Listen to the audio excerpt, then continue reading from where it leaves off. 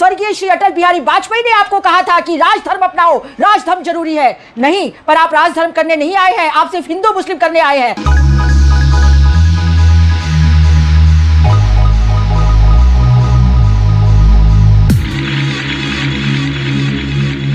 दोस्तों आदाब, मैं आपका मेजबान अली आदिल खान और आप देख रहे हैं times of media channel. The Kashmir files film को देखकर कितनों की आंखें नम हुई, इसका तो आंकड़ा हमारे पास नहीं है। वैसे हुई जरूर होंगी, क्योंकि हमारी भी आंखें नम हुई थी। किंतु इस फिल्म से फिल्म बनाने वालों की जेब जरूर गर्म हुई है, इसके आंकड़े मौजूद हैं। ट्रेड एनालिस्ट हैं एक तरण आदर्श। तरण आदर्श ने द कश्मीर फाइल्स फिल्म की कमाई के लेटेस्ट आंकड़े शेयर किए हैं, आप भी उनको देख सकते हैं। उन्होंने बताया है कि द कश्मीर फाइल्स ने 200 करोड़ वाली फिल्म के क्लब में एंट्री कर ली है। इसने फिल्म सूर्यवंशी की लाइफ टाइम बिजनेस को पार कर लिया है। यह पैंडेमिक इरा में सबसे ज्यादा कमाई करने वाली हिंदी फिल्म बन गई है। दूसरे हफ्ते में फिल्म ने शुक्रवार को, अगर हम आपको आंकड़ा दें तरण आदर्श के रेफरेंस से, तो वो कहते हैं कि दूसरे हफ्ते के शुक्रवार में 19.15 करोड़, शनिवार को 24.80 करोड़, रविवार को 26.20 करोड़, सोमवार को 12.40 करोड़, मंगलवार को 10.25 करोड़ और बुधवार को 10.3 करोड़ रुपए कमाए हैं इस फिल्म ने। भारत में फिल्म का कुल कलेक्शन जो अब तक हुआ है वो 200.13 करोड़ हो चुका है कल तक। द कश्मीर फाइल्स ने दूसरे हफ्ते भी जिस तरह बॉक्स ऑफिस पर अपना दबदबा कायम रखा है, उससे यह बात तो साबित हो गई है कि देश का एक वर्ग अधूरे सच को ही सुनना और देखना चाहता है। और अगर सारा ही झूठ हो तो भी चलेगा और बहुत बढ़िया। नया भारत का निर्माण एक अलग तरह के इतिहास पर गढ़ा जाएगा, ये तो हम सब जानते हैं।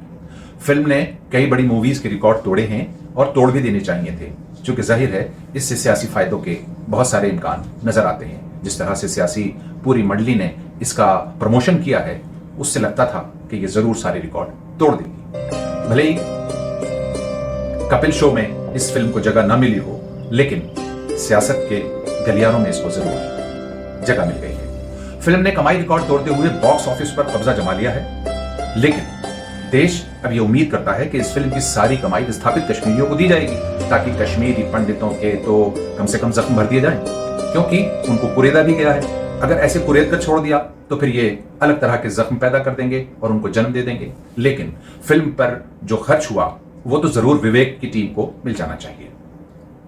फिल्म के रिलीज होने से सोशल फैब्रिक तार तार हो गया, ये सब जानते हैं। ये देश का भारी नुकसान है, हुआ करे, इससे किसको सरोकार है। मगर जिनको इससे सरोकार है, उनके वंश के लोगों को जब चुनाव लड़ाया गया तो वो हार गए। जैसे चाहे वो महात्मा गांधी के पोते हों, भीमराव अंबेडकर के पोते हों, सुभाष चंद्र बोस के हों, या फिर मौलाना आजाद के, इन सब के पोते होते तो सब हार गए चुनाव। यह इस बात का प्रमाण है कि अधूरा सच दिखाकर भी पैसा कमाया जा सकता है। इसका आकलन पूरा सच दिखाने वाली फिल्म के आने के बाद ही किया जाएगा। वो रिलीज भी हो पाएगी या नहीं, अभी इसका भी कोई पता नहीं है। फिलहाल आप गुजरात की मशहूर अधिवक्ता और सोशल रिफॉर्मर रत्ना वोरा की ये वीडियो देखें, जिसने फिल्म जगत में भी हलचल मचा दी है और सियासत के गलियारों में भी।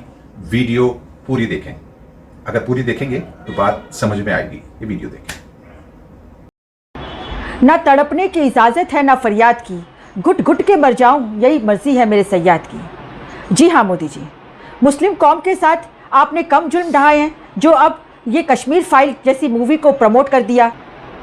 सुनिए आप क्या कहते हैं अपने भाषण में। मेरा विषय कोई फिल्म नहीं है, मेरा विषय है कि जो सत्य है उसको सही स्वरूप में देश के सामने लाना देश की भलाई के लिए होता है। जी हाँ, जो सत्य है उसे उसी स्वरूप में देश के सामने लाना चाहिए, यही देश की भलाई है। तो फिर 2002 के दंगों में जो कत्लेआम हुआ मुस्लिमों के साथ, उसे भी तो देश के सामने लाना चाहिए। 2002 के दंगों के लिए आपने जिस तरीके से क्रिया के ऊपर प्रतिक्रिया की थ्योरी दी, उसको भी तो देश के सामने लाना चाहिए। 2002 के दंगों में आपके आरएसएस के, बीजेपी के, बजरंग दल के, विश्व हिंदू परिषद के गुंडों ने जिस तरीके से मुस्लिम माँ बहन बेटियों की इज्जत लूटी, जिस तरीके से उनके गर्भ को चीर के एक बच्चे को हत्या कर डाली गर्भ के अंदर, वो भी तो सामने लाना चाहिए। जिस तरीके से एक पारसी परिवार की माँ ने अपने 8-10 बरस के बच्चे को आज तक वो ढूंढती है, और उसको भी तो सामने लाना चाहिए। अगर कश्मीर फाइल सामने लानी चाहिए थी और कश्मीर फाइल को आप प्रमोट करते हैं, तो क्यों मोदी जी, क्यों आपने परचारिया मूवी को रिलीज नहीं होने दिया? वो भी तो सत्य घटना पे आधारित थी। आपने क्यों उसको आज तक रिलीज नहीं होने दिया? उसमें भी तो एक माँ आज तक तड़प रही है अपने बच्चों के लिए, उस बच्चे को जिसने उसने अपने कोख से जन्म दिया, बड़ा किया, और उस बच्चे को उसने दंगे में खो दिया। यह भी सत्य बाहर आना चाहिए था। किस तरह के कांग्रेस के एमपी एहसान जाफरी साहब के गर्दन पे टायर लपेट के आपके गुंडों ने उन्हें आग के हवाले कर दिया। यह सत्य भी बाहर आना चाहिए कि किस तरीके से आपने लाशों के ढेर लगा दिए और कुएं में उनको डाल के सारी कुएं में आग लगा डाली। मोदी जी, सब सत्य बाहर आना चाहिए। और किस तरीके से आपको उस समय के प्रधानमंत्री स्वर्गीय श्री अटल बिहारी वाजपेयी ने आपको कहा था कि राजधर्म अपनाओ, राजधर्म जरूरी है। नहीं, पर आप राजधर्म करने नहीं आए हैं, आप सिर्फ हिंदू मुस्लिम करने आए हैं। जिस तरीके से हिंदू मुस्लिम करके आपने 2000 के दंगे भड़का के आपने सत्ता हासिल की, इसी तरीके से हिंदू मुस्लिम करके आप अमर पट्टा लिखवा देना चाहते हैं, भारत देश के इतिहास को बदल देना चाहते हैं। वाह रे वाह मोदी जी, आप भारत देश के प्रधानमंत्री हैं या फिर आरएसएस के फुल टाइम प्रचारक हैं? अभी भी चड्डी पहन के प्रचार करने निकल पड़ते हैं। अरे आपको कश्मीर फाइल के जरिए जब कश्मीरों की तकलीफें, दुख और प्रताड़ना और मुसीबतें दिखाई दे रही हैं, तो आपको यह भी दिखाई देना चाहिए कि उस समय वहां पे किसकी सरकार थी। किसी की सरकार नहीं थी। और उस समय मुफ्ती मोहम्मद सईद जब अपना सरकार नहीं चला पा रहे थे तो वहां पे गवर्नर का शासन था, और वो गवर्नर कौन था? वो आपका नुमाइंदा था, जिससे आपने बाद में भारतीय जनता पार्टी की टिकट दी जगमोहन को, और वो फिर वहां पे कैबिनेट मंत्री भी बने। और उस टाइम पे दिल्ली में वीपी सिंह की सरकार थी। माननीय मोदी जी, आपसे कहना चाहते हैं कि देश के हालात बहुत बदतर होते जा रहे हैं, लोगों के दिमाग में जहर भरते जा रहे हैं आप लोग, और आज आप लोग एक मानव बॉम्ब की तरह लोगों को खुला छोड़ दिया है। आपने युवाओं के दिमागों को जहर से भर डाला है, और वो दिन दूर नहीं, अगर यही परिस्थिति रही तो हमारा देश में गृह युद्ध में बदल जाएगा। संभालिए अपने आप को और संभालिए अपनी वाणी विलास और भाषणों को। मूवियों के ऊपर किसी तरह के कमेंट नहीं होने चाहिए। आपको तटस्थ रहना चाहिए। आप देश के प्रधानमंत्री हैं, आप किसी आरएसएस संघ के प्रचारक नहीं हैं। आज से मैं इतना ही कहना चाहूंगी कि देश को बचा लीजिए। ये देश बहुत गलत तरीके से गलत दिशा में जाता जा रहा है।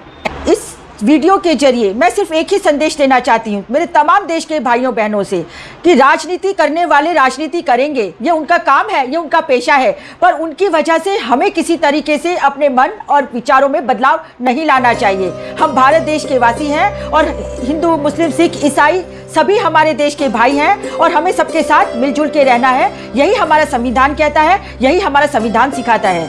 बस आज के लिए इतना ही। मेरा नाम रत्ना वोरा। यदि आपको मेरा ये वीडियो अच्छा लगा हो तो आप इसे ज़रूर शेयर कीजिए, इसे सब्सक्राइब कीजिए, और अपने मित्रों, दोस्तों, साथियों से भी सब्सक्राइब कराइए।